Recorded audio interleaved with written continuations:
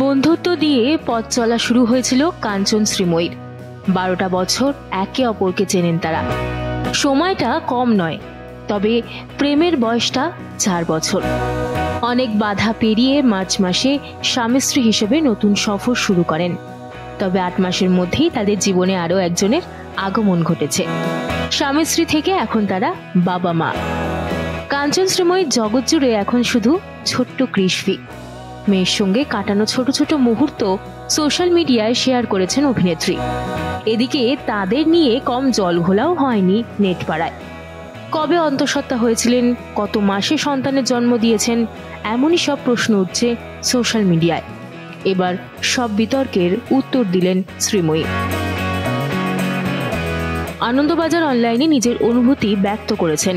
সব প্রশ্ন এবং বিতর্কের উত্তর দিতে কলম ধরেছেন তিনি জানিয়েছেন কত মাসে জন্ম দিয়েছেন সন্তানের, সে বিষয়ে কোনো জবাবদিহি করতে রাজি নন। মা বাবা হওয়ার সিদ্ধান্ত দুজনেরই ছিল।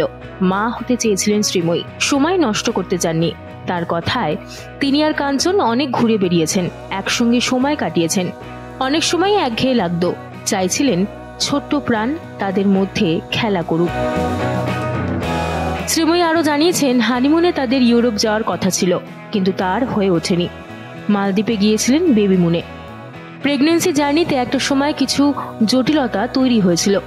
চিকিৎসক জানিয়েছিলেন 15ই নভেম্বর তাদের সন্তান আসবে, কিন্তু কালী পুজোর পরই সুস্থ সন্তানের জন্ম দিয়েছেন শ্রীময়ী। অভিনেত্রী আরও জানিয়েছেন তাদের ছোট্ট মেয়ে নাকি কাঞ্চনকে বেশি চিনেছে। সোনামা বলে ডাকলেই চোখ তুলে তাকাচ্ছে।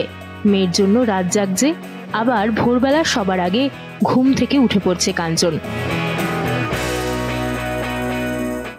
কয়েকদিন আগে সোশ্যাল মিডিয়ায় একটি ভিডিও শেয়ার করেন শ্রীময়ী। সেখানে দেখা যায় রাত প্রায় 3টের বেশি।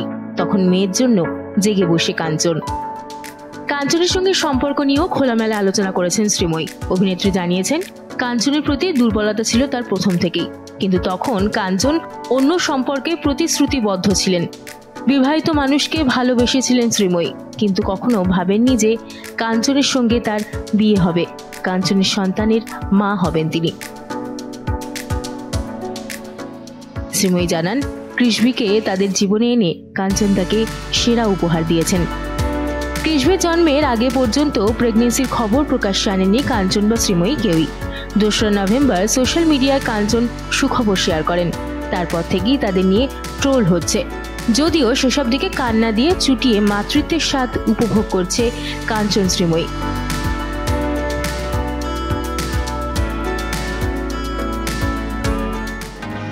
এদিকে দিন কয়েক আগেই অন্তঃসত্ত্বা হওয়ার খবর প্রকাশ্যে এনেছেন অভিনেত্রী রূপসা চট্টোপাধ্যায়। সামাজিক বিয়ের 1 মাসের মধ্যেই সুখবর শেয়ার করেন, আর তারপর থেকে তাকে নিয়ে ট্রোলের বন্যা বইছে।